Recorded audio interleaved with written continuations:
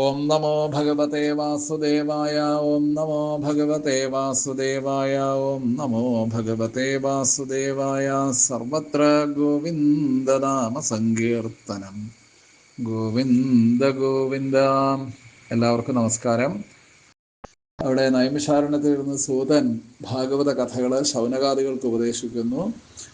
ഗംഗാതീരത്തിരുന്ന് പരീക്ഷത്തിന് ശ്രീശുബ്രഹ്മർഷി പറഞ്ഞു കൊടുത്ത ഭാഗവതമാണ് സൂതൻ ഉപദേശിക്കുന്നത്. നമ്മളവിടെ കേട്ടുകൊണ്ടിരിക്കുന്നത് തൃതീയ സ്കന്ധത്തിലെ വിതുര മൈത്രേയ സംവാദം. അവിടെ വിതുര മഹാശയന്റെ ചോദ്യങ്ങൾക്ക് മൈത്രേയ മഹർഷി സമാധാനം പറയുന്നു. അതിൽ നമ്മൾ കേട്ടുകൊണ്ടിരിക്കുന്ന ഭാഗം കർദമന്റെയും ദേവഹൂതി ദേവിയുടെയും ദാമ്പത്യം. അതിലെ ആ 1-2 ശ്ലോകങ്ങളാണ് നമ്മൾ നേരത്തെ അനുസ്മരിച്ചത്. പിതൃഭ്യാം പ്രസ്ഥിരേ സാധ്വി പതിമിംഗിത കോവിദ നിത്യം പര്യചരൽ പ്രീത്യ ഭവാനീവ ഭവം പ്രഭും വിശ്രംഭേണ ആത്മശൗചേന ഗൗരവേണ ദമേന ച ശുശ്രൂഷയാ സൗഹൃദേന വാചാ മധുരയാ ച ഭോ വിസൃജ്യ കാമം ദംഭം ച ദ്വേഷം ലോഭമഖം മദം അപ്രമത്തോദ്യതാ നിത്യം തേജീയാം സമതോഷയത്. അവിടെ വരെയാണ് നമ്മൾ അനുസ്മരിച്ചത്. അവരെങ്ങനെ ആ ദാമ്പത്യധർമ്മം വേണ്ട വിധത്തിൽ കൊണ്ടു നടന്നു. ധർമ്മം എന്ന് പറയുമ്പോൾ എപ്പോഴും അതിൻ്റെ തത്വങ്ങളും അതിൻ്റെ അനുഷ്ഠാനവും. തത്വങ്ങൾ മാത്രമായതുകൊണ്ട് പ്രയോജനമില്ല. നമ്മൾ തത്വങ്ങൾ കേട്ടു, ഗ്രഹിച്ചു, അല്ലെങ്കിൽ വായിച്ചു, പഠിച്ചു, അത് പ്രവൃത്തിയിൽ വരുമ്പോഴാണ് അതിന് ധർമ്മം എന്ന് പറയാം. അപ്പോൾ അവിടെ ആ പറഞ്ഞ കാര്യങ്ങളെല്ലാം അവർ വേണ്ട വിധത്തിൽ അനുഷ്ഠിച്ചു എന്നർത്ഥം. അതാണ് നമ്മൾ ഇന്നലെ വിശ്രംഭം എന്താന്നൊക്കെ പറഞ്ഞുകൊണ്ടിരുന്നത്. ഇങ്ങനെ അവിടെ കാലം കടന്നു പോണു. അപ്പോ എന്തുണ്ടായി എന്നാണ്. സവൈ ദേവർഷിവര്യസ്താം മാനവീം സമനുവ്രതാം ദൈവാത് ഗരീയസ പത്തിരാശാസാനാം മഹാശിഷ കാലേന ഭൂയസാ ക്ഷാമാം കരിശിതാം വ്രതചര്യയാം പ്രേമഗദ്ഗദയാ വാച പീഡിത കൃപയാ ബ്രവീത. സഹ ആ ദേവർഷിവര്യ വൈ ദേവർഷിവര്യനാകട്ടെ സമനുവ്രതാം അനുസരണശീലയുള്ളവളും വ്രതങ്ങളൊക്കെ അനുഷ്ഠിക്കുന്നവളും ദൈവാത് ദൈവത്തെക്കാൾ ഗരീയസഹ മേലെ എന്ന് കരുതിയ പത്യു ഭർത്താവിൽ നിന്ന് മഹാശിഷ വലിയ അനുഗ്രഹങ്ങളെ ആശാസാനാം കാക്ഷിക്കുന്നവളും ഭൂയസ ബഹുവായ കാലേന കാലം കൊണ്ടാകയാൽ വ്രതചര്യ വ്രതാനുഷ്ഠാനത്താൽ കരിശിതാം കൃശയായവളും ക്ഷാമാം ക്ഷീണിച്ചവളുമായ താം മാനവീം ആ മനുപുത്രിയോട് കൃപയാ അനുകമ്പ കൊണ്ട് പീഡിത അവശനായിട്ട് പ്രേമഗദ്ഗതയാം പ്രേമനിമിത്തം ഇടറിയ വാചാവാക്കാൽ അബ്രവീത പറഞ്ഞു. അപ്പൊ അവിടെ എന്താ പറഞ്ഞത്? അപ്പൊ അവിടെ പറയണു, ഇപ്പോ ദേവഹൂതി ദേവി തൻ്റെ ഭർത്താവിനെ വളരെ നന്നായിട്ട് ശുശ്രൂഷിക്കുന്നു. ഇങ്ങനെ വളരെ നന്നായിട്ട് അവർ സന്തോഷപൂർവം ജീവിതം കൊണ്ട് നടക്കണം. അങ്ങനെ തന്നെ ശുശ്രൂഷിക്കുന്നവളും ഭർത്താവിൽ നിന്ന് മഹത്തായ ആശിസിനെ, അതായത് സന്താനത്തെ കാക്ഷിക്കുന്നവളും അനേക കാലത്തെ വ്രതചര്യ കൊണ്ട് ശോഷിച്ചവളും ക്ഷാമത കൈവന്നവളുമായ ആ മനുപുത്രിയോട് കർദമൻ പ്രേമം കൊണ്ട് തൊണ്ടയിടറിയവനായിട്ട് കാര്യങ്ങൾ പറഞ്ഞു. അപ്പൊ ഭാര്യയെ സംബന്ധിച്ച് ഈശ്വരനേക്കാൾ ഉപരിയാണ് ഈ ഭർത്താവ്. പണ്ടത്തെ കാലത്ത് പറയും കൺകണ്ട ദൈവം, കൺകണ്ട ദൈവമാണ്. കാരണം ഈ ഭാര്യയെ സംബന്ധിച്ച് ഭാര്യയുടെ ആവശ്യങ്ങളൊക്കെ വളരെ പെട്ടെന്ന് നിവർത്തിച്ചു കൊടുക്കുന്ന ആളാണ് മുന്നിൽ നിൽക്കുന്ന ഭർത്താവ്. ഈശ്വരനെ പോലെയല്ല. കാരണം ഈശ്വരനെ നമ്മൾ വളരെ കാലം പിന്നാലെ നടക്കണം, ഉപാസിക്കണം, സന്തോഷിപ്പിക്കണം. അത്രയൊന്നും ബുദ്ധിമുട്ടില്ല ഭർത്താവിനെ പ്രീതിപ്പെടുത്താൻ. കാരണം തൻ്റെ മുന്നിൽ ശരീരമെടുത്ത് നിൽക്കുന്നുണ്ട്. അപ്പം അങ്ങനെയുള്ള ആ ഭർത്താവിനെ ദേവഹൂതി ദേവി വളരെ നന്നായിട്ട് ഉപാസിച്ചു. ഇവിടെ കർദമ പ്രജാപതിയെ ദേവർഷി എന്നാണ് വിശേഷിപ്പിച്ചത്. സാധാരണ നമ്മൾ നാരദനെയൊക്കെയാണ് ദേവർഷി എന്ന് വിശേഷിപ്പിക്കാറുള്ളത്. അപ്പൊ അങ്ങനെ നാരദൻ മാത്രമല്ല, ബ്രഹ്മാവിൽ നിന്ന് ആവിർഭവിച്ച ഋഷിമാരൊക്കെ ദേവർഷിമാരാണ്. കാരണം ബ്രഹ്മാവിൽ നിന്നാണ് കർദമൻ ജനിച്ചിട്ടുള്ളതെന്ന് നേരത്തെ പറഞ്ഞു. ഈ ശ്ലോകത്തിൽ നമ്മൾ ക്ഷാമ എന്നൊരു വാക്ക് കാണാം. ക്ഷാമ എന്നുള്ള വാക്കിന് ക്ഷീണിച്ചവൾ എന്നാണ് വാച്യാർത്ഥം. എന്നാൽ ക്ഷാമത എന്നുള്ളത് ഒരു ഗുണമാണ്. പ്രത്യേകിച്ചും ഈ സന്താനത്തെ കാക്ഷിക്കുന്ന സ്ത്രീകൾക്ക് ഉണ്ടാവേണ്ട ഒരു ശാരീരികമായ യോഗ്യതയാണെന്ത് ക്ഷാമത എന്നുള്ളത്. ഈ ആയുർവേദ ഗ്രന്ഥങ്ങളിലൊക്കെ ആചാര്യന്മാർ അങ്ങനെ പറഞ്ഞു വയ്ക്കുന്നുണ്ട്. സന്താനോൽപാദന കാലത്ത് സ്ത്രീകൾക്കുണ്ടായിരിക്കേണ്ടതാണ്. അങ്ങനെ സ്മൃതികളിൽ പോലും ഈ ക്ഷാമതയെ സൂചിപ്പിച്ചിട്ടുണ്ട്. യാജ്ഞവൽക്യ സ്മൃതിയിൽ ഏവം ഗച്ഛൻ സ്ത്രീയം ക്ഷാമാം എന്നാണ് യാജ്ഞവൽക്യ മഹർഷി പറഞ്ഞു വയ്ക്കുന്നത്. അതായത് ശരീരമൊക്കെ ഒന്ന് ചടച്ച് ക്ഷീണിച്ച് അധികമുള്ള കൊളസ്ട്രോൾ ഒക്കെ ഒന്ന് പോയി മെലിഞ്ഞ്, കാരണം അത് പ്രസവിക്കാനും മറ്റുമൊക്കെ സൗകര്യത്തെ ഉണ്ടാക്കും. അതാണ് അവിടെ കർഷിതാം ക്ഷാമാം എന്നൊക്കെ വിശേഷിപ്പിച്ചിട്ടുള്ളത്. ക്ഷാമതാച തസ്മിൻ കാലേ രജസ്വലാവൃതേനൈവ ഭവതി അഥ ചേന്ന ഭവതി തഥാ കർത്തവ്യ പുത്രോൽപത്യർത്ഥമൽപാസ്നിഗ്ധ ഭോജനാദിന എന്നാണ് അവിടെ ഈ സ്മൃതിഗ്രന്ഥത്തെ വ്യാഖ്യാനിച്ച വിജ്ഞാനേശ്വരൻ എന്ന ഋഷി പറയുന്നത്. അതായത് രജസ്വലാധർമ്മങ്ങളൊക്കെ അനുഷ്ഠിക്കുന്നത് കൊണ്ട് ക്ഷാമത സിദ്ധിക്കും. അല്ലെങ്കിൽ നെയ്യ് മുതലായവ അധികം കൂടാത്ത അല്പാഹാരാദികളാൽ പുത്രോത്പാദന സമയത്ത് ക്ഷാമത കൈവരുത്തണം എന്നർത്ഥം. അപ്പൊ ദേവഹൂതി തൻ്റെ വ്രതചര്യ കൊണ്ട് ഭർത്തശുശ്രൂഷയിലുള്ള ക്ലേശം കൊണ്ടും ക്ഷാമത കൈവരിച്ച് പുത്രോത്പാദനത്തിന് അർഹയായി തീർന്നു. ഇങ്ങനെതാ ഒരു ദിവസം ആ കർദമ പ്രജാപതി ഭാര്യയെ നോക്കി നിൽക്കുകയാണ്. ഇനി അവർ തമ്മിലുള്ള സംഭാഷണമാണ് അടുത്ത ശ്ലോകങ്ങളിൽ. കർദമൻ പറയണു, കർദമ ഉവാച തുഷ്ടോഹമദ്യ തവമാനവി മാനദായ ശുശ്രൂഷയാ പരമയാ പരയാച ഭക്രിയ യോ ദേഹിനാമയമതീവ സുഹൃത്സ്വദേഹോ നാവേക്ഷിത സമുചിത ക്ഷപിതം മദർത്ഥേ.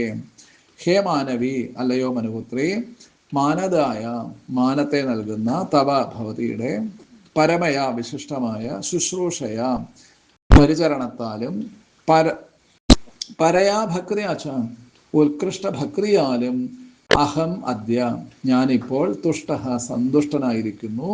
ദേഹിനാം ശരീരികൾക്കൊക്കെ അതീവ വളരെ സുഹൃത്ത് പ്രിയങ്കരമായ തേതോ അയം സ്വദേഹ ആ ഈ സ്വന്തം ശരീരം സമുചിത വിശേഷപ്പെട്ടതായിട്ടും കൂടി മദർത്ഥേ എനിക്ക് വേണ്ടി ക്ഷപിതും ക്ഷയിപ്പിക്കാൻ ന അപേക്ഷിത പരിപാലിക്കപ്പെട്ടില്ല. അപ്പൊ അവിടെ കർദമൻ പറയാണ്, 3 ശ്ലോകങ്ങളാണ് അവിടെ കർദമ വാക്യമായിട്ട് കൊടുത്തിട്ടുള്ളത്. ഇതിലെ ആദ്യത്തെ ശ്ലോകത്തില് 6ാമത്തെ ശ്ലോകത്തിൽ പറയണത്, ഹേ മനുപുത്രി, ഞാൻ നിന്നിൽ സന്തോഷിച്ചിരിക്കുന്നു. അത്യന്തം ഭക്തിയോടെയുള്ള നിന്റെ ഭർത്ത ശുശ്രൂഷയിൽ ഞാൻ അഭിമാനം കൊള്ളുന്നു. സാധാരണഗതിയിൽ സകല ശരീരികൾക്കും ഏറ്റവും വിലപ്പെട്ടത് അവരുടെ ശരീരമാണ്. അപ്പൊ ആ ശരീരത്തിനെ ക്ലേശിപ്പിക്കുന്ന കാര്യങ്ങളൊന്നും പൊതുവെ ആരും ചെയ്യില്ല, അല്ലേ? അവനവന് വേദനിച്ചുകൊണ്ട് വേറൊരാളെ സന്തോഷിപ്പിക്കാൻ ആരെയും പരിശ്രമിക്കുമോ? ഇല്ല. എന്നാൽ അവിടെ കഷ്ടപ്പെട്ട് ബുദ്ധിമുട്ടി തൻ്റെ ശരീരത്തെ പോലും പരിഗണിക്കാതെ എനിക്ക് വേണ്ടി ഇത്രയും കാലം അനേകം സേവനങ്ങൾ നീ ചെയ്യണ്ടായി.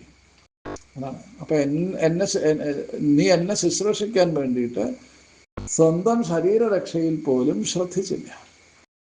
അതിൽ അദ്ദേഹത്തിന് വളരെയധികം ഭാര്യയോട് പ്രേമം തോന്നുന്നുണ്ട്. സാധാരണ അങ്ങനെ ആരും ചെയ്യില്ല.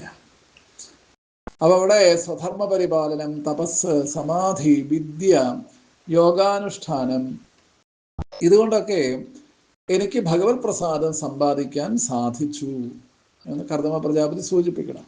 അതാണ് ഇനി അടുത്ത ശ്ലോകത്തില്.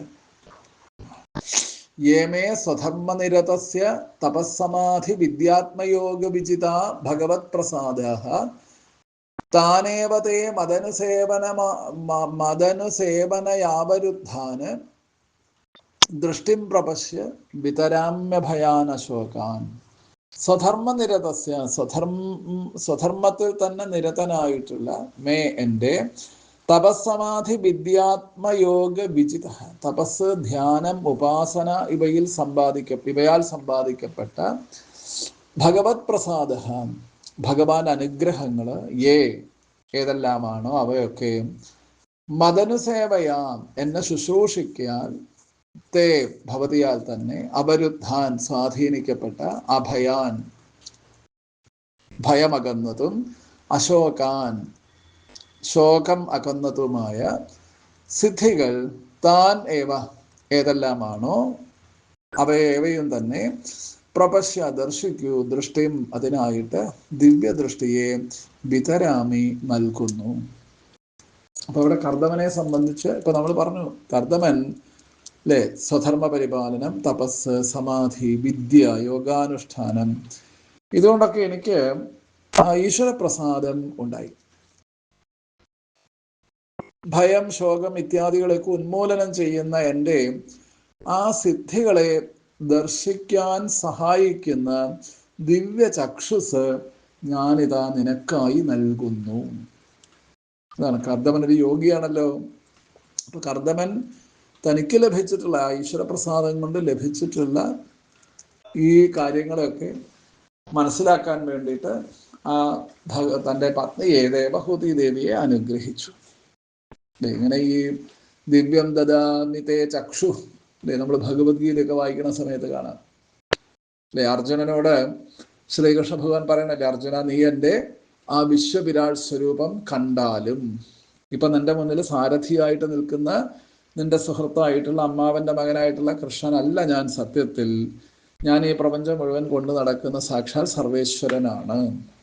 ആ ഭാവത്തിൽ നിനക്ക് എന്നെ കാണാൻ സാധിക്കണമെങ്കിൽ ഈ മാംസചക്ഷസ്സുകളെ കൊണ്ട് സാധ്യമല്ല എന്ന് ഭഗവാൻ അർജുനനോട് പറഞ്ഞ് അർജുനന് ആ ദിവ്യ ദൃഷ്ടിയെ നൽകുന്നുണ്ട് ഭഗവത്ഗീതയിൽ.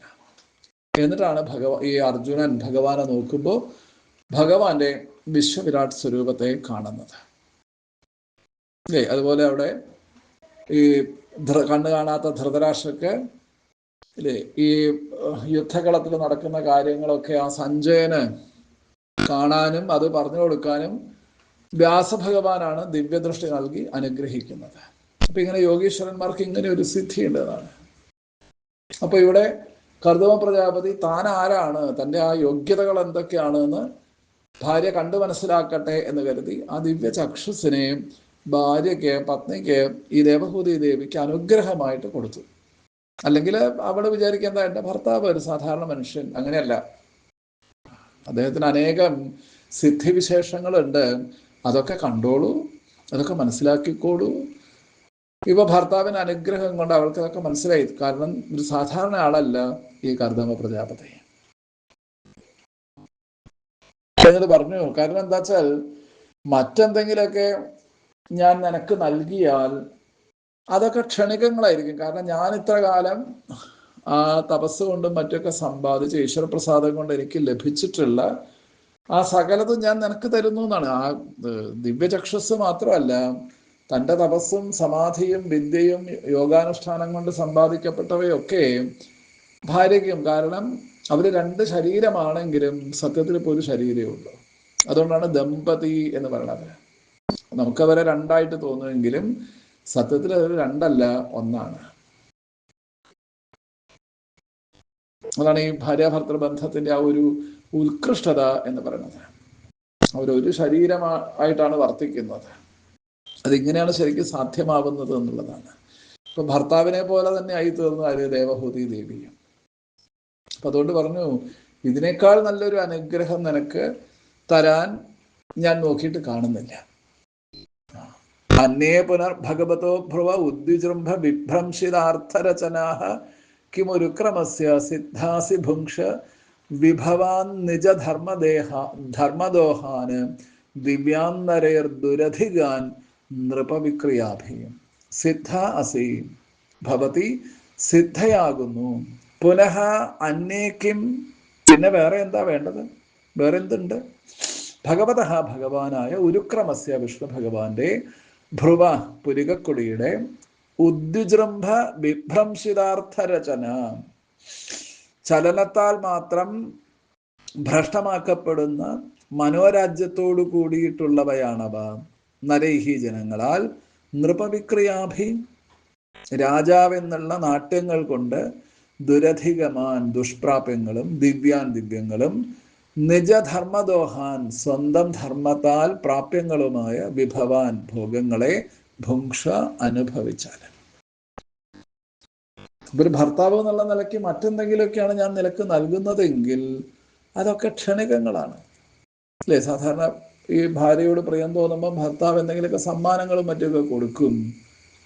പക്ഷെ അതാ കിട്ടിക്കഴിയുന്ന കുറച്ചു നേരം മാത്രമേ അതിലുള്ളൊരു താല്പര്യം ഉണ്ടാവൂ, പിന്നെ അത് നഷ്ടപ്പെട്ടു പോകും. എന്നപ്പം ഞാൻ നിനക്ക് തന്നതൊന്നും അത്തരത്തിലുള്ളതല്ല. സാധാരണഗതിയില് ഭഗവാന്റെ പുരികക്കൊടികളുടെ ചലനത്താൽ എല്ലാ തരത്തിലുള്ള ഈ നമ്മൾ പറയുന്ന കാര്യങ്ങളൊക്കെ നശിച്ചു പോകുന്നതാണ്. അതൊക്കെ അനർത്ഥകാരികളാണ്, കാരണം അതൊക്കെ നശിക്കുന്നതാണ്. അത്തരം ഈ സാധാരണ ഒരു ഭർത്താവ് എന്നുള്ള നിലയ്ക്ക് നൽകുന്നതൊന്നും നിനക്ക് നൽകിയാൽ പോരാ എന്നാണ് കർദമ പ്രജാപതിയുടെ ആ ഒരു മാനസികാവസ്ഥ. കാരണം ഇത് ശാശ്വതമായിട്ടുള്ളതാണ് ഞാൻ നിനക്ക് നൽകിയിട്ടുള്ള ഈ ഈശ്വരപ്രസാദമായി എനിക്ക് ലഭിച്ച സകലത്തിൽ. അപ്പൊ ആ പതിവ്രതാരത്നമായിട്ടുള്ള നീ ആ പതിവ്രതാധർമ്മ പരിപാലനത്താൽ സിദ്ധയായി തീർന്നിരിക്കുന്നു. അതിൻ്റെ ഫലമൊക്കെ ഭവതി അനുഭവിച്ചാലും അതൊന്നും തന്നെ സാധാരണ മനുഷ്യർക്ക് പ്രാപ്യങ്ങളായവ അല്ല.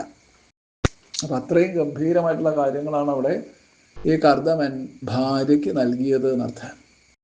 എന്നിട്ട് ഏവം ബ്രുവാണമബലാഖില യോഗമായ വിദ്യാവിചക്ഷണമവേക്ഷ്യ ഗദാധിരാസീത് സംപ്രശ്രയ പ്രണയ വിഹ്വലയാഗിരേഷത് ബ്രീഡാവലോക വിലസദ്ഹസിതാനനാഹ. ഏവം ഇപ്രകാരം ബ്രുവാണം പറയുന്നവനും അഖില യോഗമായ വിദ്യാവിചക്ഷണം എല്ലാ വിധത്തിലുമുള്ള യോഗം ഉപാസന ഇവകളിൽ നിപുണനുമായ അപേക്ഷ കർദമനെ കണ്ടിട്ട്, അപേക്ഷ എന്ന് പറഞ്ഞാൽ കണ്ടിട്ട്, ഒരു കർദമനാണല്ലോ കാണുന്നത്. അബലയായ അവൾ ഗതാധി ആസീത് ആധി ഒഴിഞ്ഞവളായി ഈഷത് ബ്രീഡാവലോക വികസത് ഹസിതാനന അല്പമായ ലജ്ജയോടുകൂടിയ നോട്ടത്താൽ വികസിച്ച മന്ദസ്മിതാർദ്ര സുന്ദരമായ മുഖത്തോടുകൂടി സംപ്രശ്രയ പ്രണയ വിഹ്വലയ വിനയം പ്രേമം എന്നിവയാൽ വിവശമായ ഗിരാ അഹ വാക്കാൽ പറഞ്ഞു. അപ്പൊ ദേവഹൂതി ദേവി പറയുന്നതാണ് ഇനിയുള്ള ശ്ലോകങ്ങൾ. ദേവഹൂതി ഉവാച രാധംബത ദ്വിജവൃഷൈതദമോഘയോഗമായാധിപേ ത്വയി തദവൈമി ഭർത്ത യസ്തേഭ്യഥായി സമയഃ സകൃദംഗസംഗോ ഭൂയാദ്ഗരീയസി ഗുണ പ്രസവ സതീനാം. ഹേ ദ്വിജവൃഷ ഭർത്ത, അല്ലയോ ബ്രാഹ്മണോത്തമനായിട്ടുള്ള ഭർത്താവേ, വിഭുവായവനെ, ഏതത് ഇവയെല്ലാം അമോഘ യോഗ സമാധി അമോഘയോഗ മായാധിപേ, സമാധിയല്ല അമോഘയോഗ മായാധിപേ, യോഗമായ സ്വാധീനമായ ത്വയ് അങ്ങയിൽ രാധം സിദ്ധിച്ച തത് അവൈമീ അത് ഞാൻ അറിയുന്നു സകൃത് ഒരിക്കൽ അംഗസംഗ ശാരീരിക ബന്ധമാകാമെന്ന് യഹ സമയ യാതൊരു കാര്യം തേ അങ്ങയാൽ അഭ്യഥായി പറയപ്പെട്ടുവോ ഭൂയാത് അതുണ്ടാകട്ടെ സതീനാം സാധ്വികൾക്ക് ഗരീയസി മഹാനായ ഭർത്താവിൽ നിന്നുള്ള പ്രസവ സന്താനലബ്ധി ഗുണ ഗുണകരമാണ് ബത സന്തോഷം. അപ്പോ ഈ സമസ്ത യോഗവിദ്യകളിലും വിചക്ഷണനായിട്ടുള്ള ആളാണ് സാക്ഷാൽ കർദമ പ്രജാപതി. അദ്ദേഹം ഭാര്യയോട് ഇങ്ങനെ വളരെ സാന്ത്വനപൂർവം കാര്യങ്ങളൊക്കെ പറഞ്ഞു. അതോടെ ദേവഹൂതി ദേവിയുടെ എല്ലാ മാനസിക ക്ലേശങ്ങളും ഒക്കെ അവസാനിച്ചു. അവൾക്ക് വിനയം, പ്രേമം, ലജ്ജ ഇങ്ങനെയുള്ള ഭാവങ്ങളൊക്കെ ഉണ്ടായി. വളരെ മന്ദഹാസത്തോടു കൂടിയാണ് ഭർത്താവിനോട് പറയാൻ ആരംഭിക്കുന്നത്. എന്താ അവിടെ ഈ 10ാമത്തെ ശ്ലോകത്തിൽ പറഞ്ഞത്? ഹേ ബ്രാഹ്മണോത്തമ, വിഭവായിട്ടുള്ളവനെ, ഭർത്താവേ. ഇങ്ങനെയൊക്കെയാണ് ഭർത്താവിനെ പ്രേമപൂർവ്വം സംബോധന ചെയ്യുന്നത് അല്ലേ. സാധാരണ ഈ സ്നേഹവും പ്രേമവും ഒക്കെ വർദ്ധിക്കുന്ന സമയത്ത് ഒന്ന് കൂടുതൽ സുന്ദരമായ പദങ്ങൾ അല്ലേ വിളിക്കും. ഇങ്ങനെയാണല്ലോ സാധാരണ. ഇപ്പൊ ഇവിടെ ബ്രാഹ്മണോത്തമ, വിഭോ, ഭർത്താവേ എന്നൊക്കെയാണ് ദേവഹൂതി ഭർത്താവിനെ പ്രേമപൂർവ്വം വിളിക്കുന്നത്. അങ്ങ് വിഫലമാകാത്ത ശക്തിവിശേഷങ്ങളെ സൃഷ്ടിക്കാൻ പര്യാപ്തമാണ് അങ്ങയുടെ ഈ യോഗസിദ്ധി എന്നൊക്കെ എനിക്കറിയാം. അപ്പൊ എന്തായാലും ഒരിക്കൽ ഭാര്യാസംഗമം ചെയ്യാമെന്ന അങ്ങയുടെ വാക്ക് പാലിച്ചാലും, നേരത്തെ അച്ഛന് വാക്ക് കൊടുത്തിട്ടുണ്ട്, ഒരു പുത്രൻ ഉണ്ടാവാം, അത് കഴിഞ്ഞാൽ ഞാൻ സന്യസിച്ചു പോവും എന്നൊക്കെ പറഞ്ഞിട്ടുണ്ടല്ലോ. അപ്പൊ ഉത്കൃഷ്ടനായ ഭർത്താവിൽ നിന്നുണ്ടാകുന്ന സന്താന ലാഭം ശ്രേഷ്ഠമാണ്. അങ്ങയിലുള്ള കാമാധിക്യം ഹേതുവായി ഞാൻ പരവശയായിരിക്കുന്നു. അടുത്ത ശ്ലോകത്തിൽ കാണാം. 11ാമത്തെ ശ്ലോകത്തിൽ അവർ പറയുന്നു, തത്രേതി കൃത്യം ഉപശിക്ഷ യഥോപദേശം യേനൈഷമേ കർഷിതോതിരിരംസയാത്മാ സിദ്ധ്യേതേ കൃത മനോഭവ ധർഷിതായ ദീനസ്തദീശ ഭവനം സദൃശം വിചക്ഷ. ഹേ ഈശ, അല്ലയോ നാഥ, തത്ര അതിന്, ഇതി കൃത്യം വേണ്ട ഒരുക്കം, യഥോപദേശം ശാസ്ത്രാനുസാരേണ ഉപശിക്ഷ ചെയ്താലും, ഏന യാതൊന്നുകൊണ്ട്, തേ അങ്ങയാൽ തന്നെ, കൃതമനോഭവ ധർഷിതായ ഇളക്കി തീർക്കപ്പെട്ട കാമവികാരത്താൽ പീഡിതയും, അതിരിരംസയാഹ അമിതമായ രതിക്രീഡേച്ഛയാൽ കരിശിത കൃശമാക്കപ്പെട്ടതും, ദീനഹ ദീനവുമായ, മേ ഏഷഹ ആത്മാ എൻ്റെ ഈ ദേഹം, സിദ്ധ്യേത രതിക്രീഡയ്ക്ക് ഉതകും വിധം, തത് അതിന്, സദൃശം തക്കതായ, ഭവനം ഭവനം, വിചക്ഷ കണ്ടുപിടിച്ചാൽ. അവിടെ റിരംസ എന്നൊരു വാക്ക് കാണാം, രന്തും ഇച്ഛ റിരംസ. അപ്പൊ അവിടെ ഭർത്താവിനോട് പറയണു, ഉത്കൃഷ്ടമായ സന്താന ലാഭം ആഗ്രഹിക്കുന്നവളാണ് ഞാൻ. അതാണ് ഏറ്റവും ശ്രേഷ്ഠ, ഭർത്താവിൽ നിന്ന് ലഭിക്കാവുന്നതിൽ ഏറ്റവും ശ്രേഷ്ഠമായ കാര്യമാണ് എന്ത്, ഒരു സൽസന്താനം ഉണ്ടാവുക. കാരണം വിവാഹത്തിന്റെ ലക്ഷ്യം എന്ന് പറയുന്നത് തന്നെ ഒരു സൽസന്താനം ഉണ്ടാവുക എന്നുള്ളതാണ്. ഒന്ന് കൂടുതൽ ഉണ്ടാവരുതെന്ന് പോലും ശാസ്ത്രഗ്രന്ഥങ്ങൾ പറഞ്ഞു വെക്കുന്നുണ്ട്. കാരണം ഭർത്താവിന്റെ ജീവനാണ് ഭാര്യയിൽ പുത്രനായി വന്ന് ജനിക്കുന്നതാണ്, പുത്രിയായി വന്ന് ജനിക്കുന്നത്. അപ്പൊ അങ്ങനെ വരുമ്പോൾ മാതൃഭാവം വരും. കാരണം താൻ തന്നെയാണല്ലോ ഭാര്യയിൽ വന്ന് ജനിക്കുന്നത്. അപ്പൊ അതുകൊണ്ടാണ് പഴയ കാലത്ത് പല ഉപനിഷത്തുകളിലും ശാസ്ത്രഗ്രന്ഥങ്ങളിലൊക്കെ പറയുന്നുണ്ട്, ഒരു പുത്രന് അല്ലെങ്കിൽ ഒരു പുത്രി ഉണ്ടാവാൻ പാടുള്ളൂ. പക്ഷെ അത് ആ നിയമമൊന്നും ആരും പാലിക്കാറില്ല. എന്തായാലും അങ്ങനെ ഒരു നിയമമുണ്ട്. നമ്മുടെ മഹാഭാരതത്തിലെ കുന്തി ദേവി പാണ്ഡുവിനോടൊക്കെ ഈ കാര്യങ്ങളൊക്കെ പറയുന്നത് വളരെ രസകരമായിട്ട് കാണാൻ സാധിക്കും. ഒരു കുലസ്ത്രീക്ക് 1 or 2 കുട്ടികളെ ഉണ്ടാവാൻ പാടുള്ളൂ, അത് കൂടുതൽ സന്താനങ്ങൾ ഉണ്ടാവാൻ പാടില്ല. ഇനി അഥവാ ഉണ്ടാവുകയാണെങ്കിൽ 3 എണ്ണം. അങ്ങനെയാണ് ഈ കുന്തി ദേവിക്ക് 3 കുട്ടികളാവുന്നത്. അവശേഷിച്ച മന്ത്രം മാദ്രിക്ക് ഉപദേശിക്കുന്നു, മാദ്രിക്ക് നാസത്യ ദസ്ത്രന്മാരിൽ ഇരട്ട കുട്ടികൾ വന്ന് ജനിക്കണം, നകുല സഹദേവന്മാര്. അപ്പൊ ആ സന്ദർഭത്തിലൊക്കെ കുന്തി ദേവിയൊക്കെ ഈ ഒരു ശാസ്ത്രം അവിടെ ഭർത്താവിനോട് പറയുന്നുണ്ട്. അപ്പൊ എന്തായാലും ജായ എന്നൊക്കെ ഈ ഭാര്യയ്ക്ക് പേര് വരുന്നത് അതുകൊണ്ടാണ്, ഭർത്താവിനെ ജനിപ്പിക്കുന്നവൾ. ജായ എന്ന് ഭാര്യയ്ക്ക് പേരുണ്ടല്ലോ, പര്യായം ഉണ്ടല്ലോ. അപ്പൊ എന്തായാലും അച്ഛൻ എന്നൊരു വാക്ക് കൊടുത്തിട്ടുണ്ട്, എന്ത്, ഒരു പുത്രൻ ഉണ്ടാവാം. അപ്പൊ അതിന്റെ സമയമായി എന്നാണ് ഇപ്പൊ ഇവിടെ ഈ ദേവഹൂതി ദേവി പറയണത്. അപ്പൊ സാധാരണഗതിയിൽ ഭാര്യയോട് അനുമതി ചോദിച്ചിട്ടേ ഭർത്താവ് അവളിൽ പുത്രോത്പാദനം ചെയ്യാവൂ എന്നാണ് ശാസ്ത്രവിധി. അല്ലാതെ ഭാര്യയെ സ്പർശിക്കുക പോലും ചെയ്യരുത് എന്നാണ്. അത്രയും കർശനമായിരുന്നു പഴയ കാലത്ത് ഈ നിയമങ്ങളെല്ലാം തന്നെ. അപ്പൊ അതുകൊണ്ടാണ് ഈ ധർമ്മസന്തതി, കാമസന്തതി, കർമ്മസന്തതി എന്നൊക്കെ സന്താനങ്ങളെ തരംതിരിച്ചിട്ടുള്ളത്. അപ്പൊ നല്ല ധർമ്മസന്തതി ഉണ്ടാവണമെങ്കിൽ ആ ധർമ്മങ്ങളൊക്കെ അനുഷ്ഠിക്കുന്നവരായിരിക്കണം ഭാര്യ ഭർത്താക്കന്മാര്. എന്നാലേ ധാർമ്മികരായിട്ടുള്ള സന്താനങ്ങൾ ഉണ്ടാവുള്ളൂ. അപ്പൊ അതും കൂടി സൂചിപ്പിക്കുന്നുണ്ട് അവിടെ. കാരണം ഇവര് ആ വേണ്ട വിധത്തിൽ ആ കാര്യങ്ങളൊക്കെ നിർവഹിച്ച ആൾക്കാരാണ്.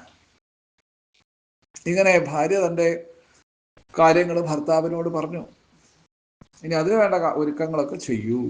അപ്പൊ അവിടെ മൈത്രേയ മഹർഷി വിതുരനോട് പറയണു, മൈത്രേയ ഉവാച, പ്രിയായ പ്രിയമന്വിച്ഛൻ കർദ്ദമോ യോഗമാസ്ഥിത വിമാനം കാമകം ക്ഷത്ത തരിഹേവാഭിരചീകരത്.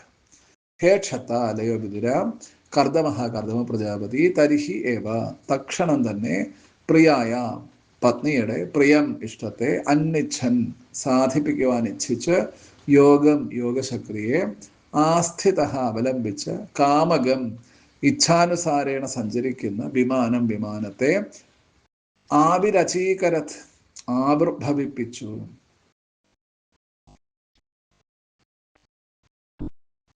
ആവിരചീകരദാവിർഭാവയാം ബഭൂവ എന്നാണ് ശ്രീധരാചാര്യർ അവിടെ ഈ ആവിരചീകരത്ത് എന്നുള്ളതിന് അർത്ഥം കൊടുത്തിട്ടുള്ളത്.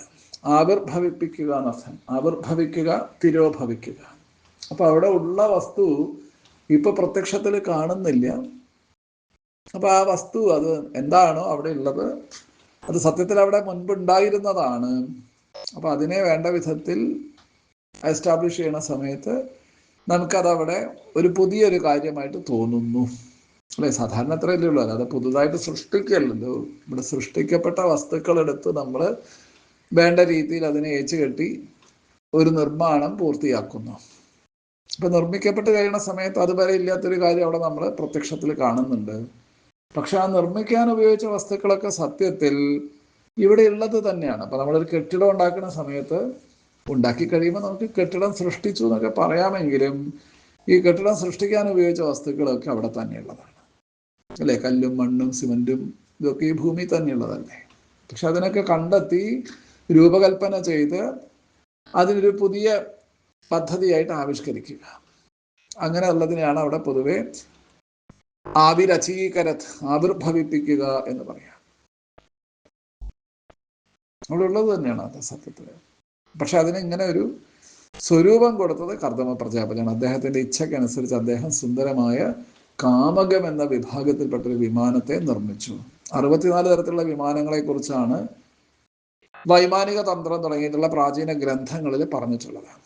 ഇവിടെ കാമകം ഇഷ്ടം പോലെ അതിന്റെ ഇഷ്ടത്തിനനുസരിച്ച് അതിലിരിക്കുന്ന ആ യാത്രികരുടെ ഇഷ്ടത്തിനനുസരിച്ച് സഞ്ചരിക്കുന്നതാണ്. അത് ആകാശത്തും ബഹിരാകാശത്തും കരയിലും വെള്ളത്തിലും ഒക്കെ ഒരുപോലെ സഞ്ചരിക്കാൻ സൗകര്യമുള്ളതാണ്. അങ്ങനെ ഒരു ആകാശ കപ്പലുമാണ്, ഒരു സാധാരണ കപ്പലുമാണ്. അത് കരയിലും സഞ്ചരിക്കും. അത്ര സുന്ദരമായിട്ടാണ് ആ ഒരു വിമാനത്തെ അദ്ദേഹം നിർമ്മിച്ചത്. ഇനി അതിൻ്റെ ആ വിമാനത്തിന്റെ പ്രത്യേകതകളാണ് അടുത്ത ശ്ലോകങ്ങളിൽ. സർവകാമദുഃഖം ദിവ്യം സർവരത്ന സമന്വിതം സർവധിപജയോദർക്കം മണിസ്തംഭൈരുപസ്കൃതം. സർവകാമദുഃഖം, ആ വിമാനം എല്ലാ ആഗ്രഹങ്ങളെയും നിറവേറ്റി തരുന്നതാണ്. സർവരത്ന സമന്വിതം, എല്ലാ രത്നങ്ങളാലും അലങ്കരിക്കപ്പെട്ടതാണ്. സർവധ്യുപജയോദർക്കം, എല്ലാ സമൃദ്ധികളുടെയും വളർച്ചയുള്ളതാണ്. മണിസ്തംഭൈഹി, രത്നം പതിച്ച തൂണുകളാൽ ഉപസ്കൃതം, അലങ്കൃതമായതാണ്. ദിവ്യം, മനോഹരമാണ്, പ്രകാശിക്കുന്നതാണ്. ദിവ്യോപകരണോപേതം സർവകാല സുഖാവഹം പട്ടികാഭി പതാകാഭി വിചിത്രാഭിരലങ്കൃതം. ദിവ്യോപകരണോപേതം, ദ്യോവിന് അതായത് ബഹിരാകാശ സഞ്ചാരത്തിന് ഉതകുന്ന ഉപകരണങ്ങളൊക്കെ ഉള്ളതാണ്. സർവകാല സുഖാവഹം, എല്ലാ കാലാവസ്ഥകളിലും സുഖപ്രദമാണ്. അതായത് AC ആണ്, എയർ കണ്ടീഷനൊക്കെ ഉണ്ട് അന്നത്തെ കാലത്ത്. അന്തരീക്ഷത്തിലെ ചൂടും തണുപ്പൊന്നും അതിലെ യാത്രികരെ ബാധിക്കില്ല. വിചിത്രാഭിയും, നാനാവർണ്ണങ്ങളുള്ള പട്ടികാഭി, ഈ പട്ടുവസ്ത്രങ്ങള് പട്ടുനാടകള് മറ്റൊക്കെ ഉപയോഗിച്ചിട്ട് അതിൻ്റെ അകത്ത് മനോഹരമായിട്ട് അലങ്കാരങ്ങൾ ചെയ്തിട്ടുണ്ട്. പതാകാഭിയും, കൊടിക്കൂറകളും മറ്റുമൊക്കെ ഉണ്ട്. അലങ്കൃതം, നന്നായിട്ട് അലങ്കരിച്ചാണ്. പുറത്തും അകത്തും ഒക്കെ പട്ടുവസ്ത്രങ്ങളും രത്നങ്ങളും ഒക്കെ ഉപയോഗിച്ചിട്ട് ഈ വിമാനത്തെ മോടി പിടിപ്പിച്ചിട്ടുണ്ട്. സ്രഗ്ഭി വിചിത്രമാല്യാഭി മഞ്ജുഷിഞ്ചൽ ഷഡംഗ്രിഭി ദുഗൂല ക്ഷൗമ കൗശേയൈഹി നാനാവസ്ത്രൈ അലങ്കൃതം. മഞ്ജുഷിഞ്ചൽ ഷഡംഗ്രിഭി, മധുരമാം വണ്ണം മുരളുന്ന വണ്ടുകളോടുകൂടിയ വിചിത്രമാല്യാഭി, നാനാ നിറങ്ങളുള്ള പൂമാലകളാലും, സ്രഗ്ഭി, മറ്റ് മാലകളാലും, മിന്നിത്തിളങ്ങുന്ന വസ്തുക്കളെ കൊണ്ടൊക്കെ നിർമ്മിച്ച മറ്റു മാലകളാലും, ദുഗൂല ക്ഷൗമ കൗശേയൈഹി നാനാവസ്ത്രൈഹി, ദുഗൂലം, ക്ഷൗമം, കൗശേയം എന്നിങ്ങനെ പലതരം പട്ടുവസ്ത്രങ്ങൾ കൊണ്ട്. അതായത് പട്ടുകളും നമ്മൾ സാധാരണ ആ പുഴുവിൽ നിന്ന് എടുക്കുന്നതാണ് പട്ട്. പക്ഷെ അത് കഴിക്കുന്ന എലിയും ആ പുഴുവിന്റെ വ്യത്യാസവും അതുണ്ടാക്കുന്ന നൂലിന്റെ വ്യത്യാസവും ഒക്കെ ആയിട്ട് പട്ട് പലതരത്തിലുണ്ട്. വളരെ നേർത്തതും തടിച്ചതും മിനുസമുള്ളതും, ഇങ്ങനെ പലതരത്തിലാണ് പട്ടുകൾ. വില കൂടിയതും കുറഞ്ഞതും ഒക്കെ പട്ടുവസ്ത്രങ്ങളിലുണ്ട് സുലഭമായിട്ട്. അപ്പൊ അത് പലതും പലതിനാണ്. പരവതാനി പോലെ വിരിക്കാനും കുഷനുകളും മറ്റൊക്കെ നിർമ്മിക്കാനും മുകൾ തട്ടിലും താഴെയൊക്കെ റൂഫിന്റെ മുകളിലൊക്കെ അലങ്കരിക്കാനും കർട്ടനായിട്ട് ഉപയോഗിക്കാനും ഒക്കെ. ഇതിനൊക്കെ പട്ടാണ് ഉപയോഗിച്ചത്. നല്ല വിലപിടിപ്പുള്ള പട്ട് ഉപയോഗിച്ചിട്ടാണ് ഈ പ്രവൃത്തികളൊക്കെ അതിനകത്ത് ചെയ്തിട്ട് അലങ്കൃതം ഇതൊക്കെ ഉപയോഗിച്ചിട്ടാണ് അലങ്കരിച്ചിട്ടുള്ളത് എന്നർത്ഥം. അങ്ങനെ വളരെ മനോഹരമായിട്ടാണ് അതിൻ്റെ നിർമ്മാണം. ഉപര്യുപരി വിന്യസ്ത നിലയേഷു പൃഥക് പൃഥക് ക്ഷിപ്രൈഹി കശുഭിഭി കാന്തം പര്യങ്ക വ്യജനാസനൈഹി. ഉപര്യുപരി ഒന്നിനൊന്നുപരി വിന്യസ്ത നിലയേഷു കെട്ടിയുയർത്തിയ നിലകളിൽ പൃഥക് പൃഥക് വേറെ വേറെ ക്ഷിപ്രൈഹി വിരിച്ച് കശിപുഭി ശയ്യകളാലും പര്യങ്ക ഭജനാസനൈഹി കട്ടിലുകള് പങ്കകള് ഇരിപ്പിടങ്ങള് എന്നിവയാലും കാന്തം ഭംഗിയുള്ളതും ആയിരുന്നു. ഇങ്ങനെ എല്ലാ സൗകര്യങ്ങളും നമ്മൾ ഇന്ന് കാണുന്ന സൗകര്യങ്ങളൊക്കെ അന്നുണ്ട് എന്നർത്ഥം. അതിനകത്ത് സാധാരണ ഒരു വിമാനത്തിനകത്ത് നമുക്ക് ഈ സൗകര്യങ്ങളൊന്നും പ്രതീക്ഷിക്കാൻ വയ്യ. കപ്പലുകളിലൊക്കെ ഉണ്ട് അല്ലേ, കളിക്കാനും കുളിക്കാനും ഇരിക്കാനും നീന്താനും ഒക്കെ ഉള്ള സൗകര്യങ്ങളുണ്ടല്ലോ കപ്പലിനകത്ത്. അപ്പൊ അതുപോലെ ഈ ആകാശ കപ്പലിലെ എല്ലാ സൗകര്യങ്ങളും അദ്ദേഹം ഒരുക്കിയിട്ടുണ്ട്. തത്ര തത്ര വിനിക്ഷിപ്ത നാനാശില്പോപശോഭിതം മഹാമരകതസ്ഥല്യ ജുഷ്ടം വിദ്രുമവേദിഭി. തത്ര തത്ര അവിടെ വിനിക്ഷിപ്ത നാനാ ശില്പോപശോഭിതം കൊത്തിവച്ച വിവിധ ശില്പവേലകളാൽ ശോഭിക്കുന്നതും മഹാമരകതസ്ഥല്യ വിശേഷപ്പെട്ട മരതകരത്നം പതിച്ച നിലത്താലും വിദ്രുമവേദിഭി പവിഴത്തറകളാലും ജുഷ്ടം ചേർന്നതുമായിരുന്നു. ആ വിമാനത്തിന്റെ ഇന്റീരിയർ ഡെക്കറേഷനാണ് അവിടെ വർണ്ണിക്കുന്നത് ആ ശ്ലോകങ്ങളിൽ. ഈ മരതകം എന്നുള്ള ശബ്ദം സംസ്കൃതത്തില് മരകതം എന്നും പറയും. നമ്മൾ സാധാരണ മലയാളത്തിൽ മരതകം എന്നാണ് പറയാറ്. മരകതം എന്ന് പറഞ്ഞാൽ രണ്ടായാലും ഈ പച്ച നിറത്തിൽ ശോഭിക്കുന്ന രത്നമാണത്. അതൊക്കെ ഉപയോഗിച്ചിട്ടാണ് അതിൻ്റെ ഈ തറയും മറ്റുമൊക്കെ തറയോടായിട്ട് ഉപയോഗിച്ചിട്ടുള്ളത് മരതക രത്നങ്ങളാണ്. അപ്പൊ അത്ര നല്ല മിനുപ്പുള്ളതാണ്, അത്ര നന്നായിട്ട് തിളങ്ങുന്നതാണ്. അതിലിരിക്കുന്ന വസ്തുക്കളെ ആൾക്കാരെയൊക്കെ പ്രതിഫലിപ്പിക്കുന്നതാണ്. കണ്ണാടി പോലെ മിനുമിനുത്തതാണ്. ദ്വാസു വിദ്രുമദേഹല്യാഭാതം വജ്രകപാടവത് ശിഖരേഷു ഇന്ദ്രനീലേഷു ഹേമകുംഭീരധിശ്രിത. ദ്വാസു പ്രവേശദ്വാരങ്ങളിൽ വിദ്രുമദേഹല്യ പവിഴം പതിച്ച പടിവാതിൽ കൊണ്ട് ഭാതം ശോഭിതവും വജ്രകപാടവത് വജ്രഖചിതമായ വാതിലുകളുള്ളതും ഇന്ദ്രനീലേഷു ഇന്ദ്രനീലം കൊണ്ടുണ്ടാക്കിയ ശിഖരേഷു പരിഭാഗങ്ങളിൽ ഹേമകുംഭൈഹി പൊൻതാഴിക കുടങ്ങളാൽ അധിശ്രിതം ശോഭിക്കുന്നതും ആയിരുന്നു. ചക്ഷുഷ്മത് പത്മരാഗാഗ്രേ വജ്രഭിത്തിഷു നിർമ്മിതൈഹി ജുഷ്ടം വിചിത്ര വൈതാനൈഹി മഹാർഹൈ ഹേമതോരണൈഹി. വജ്രഭിത്തിഷു വജ്രമയമായ ചുമരുകളിൽ നിർമ്മിതൈഹി പതിച്ച ചക്ഷുഷ്മത് പത്മരാഗാഗ്രഹി കാണാൻ അഴകുള്ള പത്മരാഗ മഹാരത്നങ്ങളാലും വിചിത്ര വൈതാനൈഹി അതിശയം തോന്നിക്കുന്ന വിതാനങ്ങളാലും മഹാർഹൈഹി നല്ല വിലപിടിപ്പുള്ള ഹേമതോരണൈഹി സ്വർണമയമായിട്ടുള്ള ബഹിർദ്വാരങ്ങളാലും ജുഷ്ടം ചേർന്നതുമായിരുന്നു. ഹംസപാരാവതവ്രാതൈഹി തത്ര തത്ര നിഗൂചിതം കൃത്രിമാൻ മന്യമാനൈഹി സ്വാൻ അധിരുഹ്യാധിരുഹ്യച്ച. കൃത്രിമാൻ ഉണ്ടാക്കി വെച്ചിട്ടുള്ള അത്തരം പക്ഷിരൂപങ്ങള് സ്വാൻ യഥാർത്ഥങ്ങളാണെന്ന് മന്യമാനേഹി വിശ്വസിച്ച് തത്ര തത്ര അതാതിടങ്ങളിൽ അധിരുഹ്യച്ച് ഇങ്ങനെ കയറിയിരുന്ന ഹംസപാരാവതവ്രാതൈഹി അരയന്നങ്ങൾ പ്രാവുകൾ ഇവയാൽ നികൂചിതം കൂജിക്കപ്പെട്ടതുമായിരുന്നു. അപ്പൊ അത്ര മനോഹരമായിട്ട് അതിൻ്റെ പുറത്തും ശില്പവേലകളൊക്കെ ഉണ്ട്. അതൊരു ഭാരതീയമായ ഒരു പദ്ധതിയാണത്. അല്ലാതെ പാശ്ചാത്യരെ പോലെ നമ്മൾ പ്രയോജനവാദികളല്ല.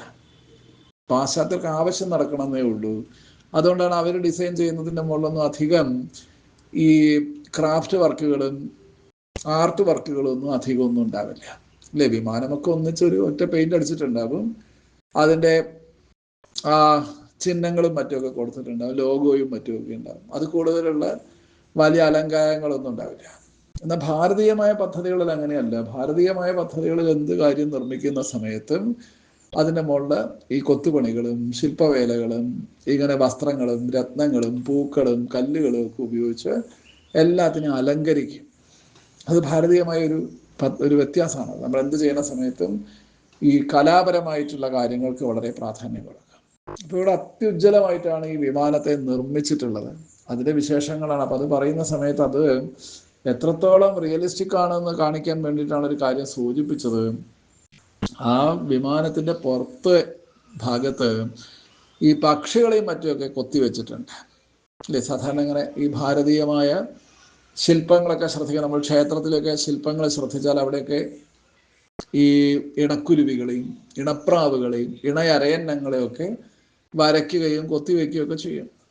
അപ്പം അത് അത്രയും, അതിപ്പോൾ സാധാരണ നമുക്കത് കല്ലുകൊണ്ടും മറ്റൊക്കെ നിർമ്മിച്ചാൽ നമുക്ക് മനസ്സിലാവും അത് കല്ലുകൊണ്ട് നിർമ്മിച്ചതാണ്, ജീവനുള്ളതല്ല, ജഡമാണെന്നറിയാം. പക്ഷെ ഇവിടെ അത്രയും ജീവസുറ്റതായിരുന്നു. അതുകൊണ്ട് ആകാശത്ത് കൂടെ പറന്നു പോകുന്ന പക്ഷികളൊക്കെ അവിടെ എടുത്തു പറയാൻ കാരണം, ഈ വിമാനം ജലാശയത്തിൻ്റെ അടുത്താണ് വന്ന് നിൽക്കുന്നതെങ്കിൽ ജലാശയത്തിലുള്ള ജലപക്ഷികൾ അരയന്നവും മറ്റുമൊക്കെയും അതിൻ്റെ കൂട്ടുകാരാണെന്ന് കരുതിയിട്ട് ഈ വിമാനത്തിൻ്റെ മുകളിലുള്ള പക്ഷികളുടെ അടുത്തേക്ക് പറന്നു വന്നിരുന്ന് കൊക്കുരുമിയിരിക്കും. കാട്ടിൽക്കൂടെയും മറ്റൊക്കെ യാത്ര ചെയ്യുന്ന സമയത്ത് കാട്ടിലുള്ള പക്ഷികൾ മയിലും മറ്റുമൊക്കെ അതിൻ്റെ ഇണപക്ഷിയാണെന്ന് കരുതിയിട്ട് ഈ വിമാനത്തിൻ്റെ മുകളിലുള്ള പക്ഷികളെ മയിലിനെ കണ്ട അവിടെ വന്നിരിക്കും. അത്ര ജീവസുറ്റ രീതിയിലാണ് അതിൻ്റെ ശില്പവേലകളും മറ്റുമൊക്കെ. അപ്പം അത്ര സുന്ദരമായിട്ടാണ് കർദമ പ്രജാപതി തൻ്റെ യോഗവീര്യം കൊണ്ട് ഈ ദിവ്യ വിമാനത്തെ നിർമ്മിച്ചിട്ടുള്ളത്. വിഹാരസ്ഥാന വിശ്രാമ സംവേശ പ്രാങ്കണാജിരൈഹീം യഥോപജോഷം രചിതൈഹി വിസ്മാപനമിവാത്മനഃ. യഥോപജോഷം തികഞ്ഞ സുഖസൗകര്യങ്ങളോടെ രചിതൈഹി നിർമ്മിക്കപ്പെട്ട വിഹാരസ്ഥാന വിശ്രാമ സംവേശ പ്രാങ്കണാജിരൈഹീം, കളിസ്ഥലം, കിടപ്പുമുറി, സുഖഭോഗ സ്ഥലങ്ങള്, ഉമ്മറപ്പൂമുറ്റം, പുറംമുറ്റം, ഇതൊക്കെ ഡിസൈൻ ചെയ്തിട്ടുള്ളതാണ്. അതായത് നമ്മൾ സാധാരണഗതിയിൽ നമ്മൾ വീട്ടിലുള്ള അതേപോലെ അല്ലെങ്കിൽ നമ്മൾ പെരുമാറുന്ന അതേ സൗകര്യങ്ങൾ വേറൊരിടത്ത് പ്രതീക്ഷിക്കുന്ന ആൾക്കാരാണ് പൊതുവെ അല്ലേ. നമ്മളിപ്പോൾ ഒരു സ്ഥലത്ത് നിന്ന് വേറൊരു സ്ഥലത്തേക്ക് യാത്ര ചെയ്യുമ്പോൾ നമ്മളെ വീട്ടിൽ കിട്ടുന്ന സൗകര്യങ്ങൾ അവിടെ ഉണ്ടോ എന്ന് അന്വേഷിക്കും. നമ്മളെ വീട് പോലെ നമുക്ക് പെരുമാറാനും കൊണ്ടു നടക്കാനും ഒക്കെ സാധിക്കണം.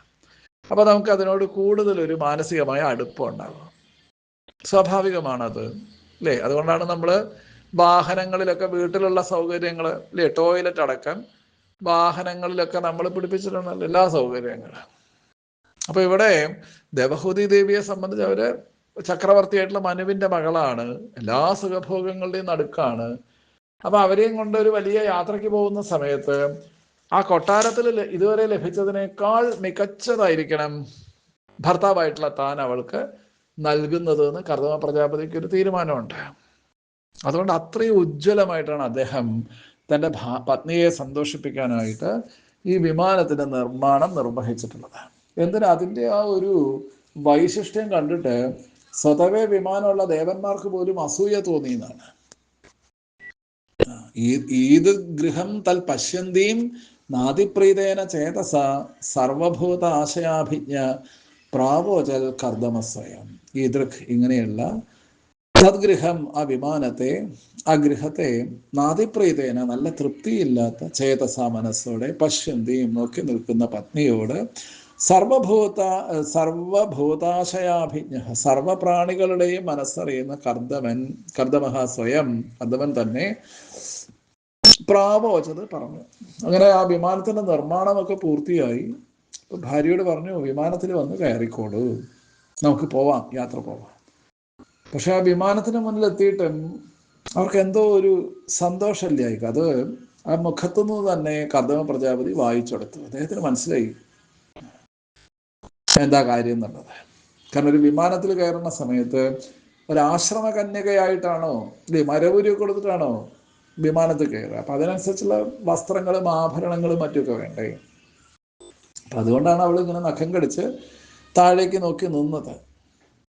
അപ്പം അത് കണ്ടപ്പോൾ തന്നെ കർദമ പ്രജാപതിയെ സംബന്ധിച്ച് സർവഭൂതാശയാഭിജ്ഞ എന്നാണ് അവിടെ പ്രയോഗം. കർദമ പ്രജാപതിക്ക് സകല ജീവജാലങ്ങളുടെയും മനസ്സിനെ വായിച്ചറിയാനുള്ള ശേഷിയുണ്ട്. അവരുടെ മനസ്സിലിരിപ്പ് എന്താണെന്ന് ഇദ്ദേഹത്തിന് നന്നായിട്ട് അറിയാം. എന്തുകൊണ്ടാണ് ഇപ്പൊ കയറാൻ പറഞ്ഞിട്ടും ഈ ഭാര്യ കയറാത്തതെന്ന് അദ്ദേഹത്തിന് മനസ്സിലായി. അപ്പൊ അദ്ദേഹം ഭാര്യയോട് പറഞ്ഞു, നിമജ്ജാസ്മിൻ ഹൃദയ ഭീരു വിമാനമിതമാരുഹ ഇതം ശുക്ലകൃതം തീർത്ഥമാശുഷാം വ്യാപകം നൃണാം. ഹേ ഭീരു, അല്ലയോ ഭീരു, പേടിച്ചവളെ, ശുക്ലകൃതം വിഷ്ണു ഭഗവാനാൽ നിർമ്മിക്കപ്പെട്ട ഇതം തീർത്ഥം, ഈ തീർത്ഥം നൃണാം മനുഷ്യരുടെ ആശിഷാം ആഗ്രഹങ്ങൾക്ക് യാപകം സാഫല്യജനകമാണ്. അസ്മിൻ ഹൃദയം ഈ സരസിൽ നിമജ്ജ മുങ്ങിക്കുളിച്ച് ഇതം വിമാനം ഈ വിമാനത്തിൽ ആരുഹ കയറിയാൽ. ഈ വിമാനം കണ്ട സമയത്ത് ഇതിന്റെ പ്രയോജനം എന്ത്, ഇതിലെങ്ങനെ യാത്ര ചെയ്യും എന്നൊക്കെ വിചാരിച്ച് അതിനൊരു ഉത്തരം കാണാൻ സാധിക്കാതെ വളരെ ലജ്ജാവിവശയായി നമ്രമുഖിയായി നോക്കി നിൽക്കുകയാണ് ദേവഹൂതി ദേവി. അപ്പൊ ആ ദേവഹൂതിയുടെ ആ മനോഗരം മനസ്സിലാക്കിയ കർദമൻ അവരോട് പറഞ്ഞു, ആ ഭഗവാൻ ഒരു പ്രസാദമായിട്ട് തന്നിട്ടുള്ള ബിന്ദു സരസ് അവിടെ ഉണ്ടല്ലോ, ആ ബിന്ദു സരസിൽ പോയിട്ട് ഒന്ന് കുളിച്ചു വരൂ, സ്നാനം ചെയ്തു വരൂ, എന്നിട്ട് വിമാനത്തിൽ കയറാം. ഇങ്ങനെ ആ ഭഗവൻ നിർമ്മിതമായിട്ടുള്ള ആ സരസ് മനുഷ്യരുടെ സകല ആഗ്രഹങ്ങളും സാധിപ്പിച്ചു തരുന്നതാണ്. അതൊരു തീർത്ഥമാണ്. ആ ഒരു മനോഭാവത്തോട് കൂടിയിട്ട് ആ തീർത്ഥത്തിൽ പോയിട്ട് കുളിക്കോ. ഇങ്ങനെ ആ ദേവഹൂതി ദേവി ആ തീർത്ഥത്തിലേക്ക് സ്നാനത്തിനായിട്ട് പോണു. പിന്നീട് അവിടെ വലിയൊരു ട്വിസ്റ്റാണ് സംഭവിക്കുന്നത്. ആ ഹൃദത്തിൽ മുങ്ങിയ ദേവഹൂതി അത്യുജ്വലമായ അത്ഭുതകരമായ ഒരു ലോകത്തിലെത്തുന്നു. അവിടെ വിദ്യാധര സ്ത്രീകളാണ്, ധാരാളം വിദ്യാധര സ്ത്രീകൾ, അവരെ വിദ്യാധരികൾ ഈ ദേവഹൂതിയെ വളരെ എന്താ പറയുക, കാരണം രാജപുത്രിയല്ലേ, അത്രയും നന്നായിട്ട് അവരെ സ്വീകരിക്കുന്നു.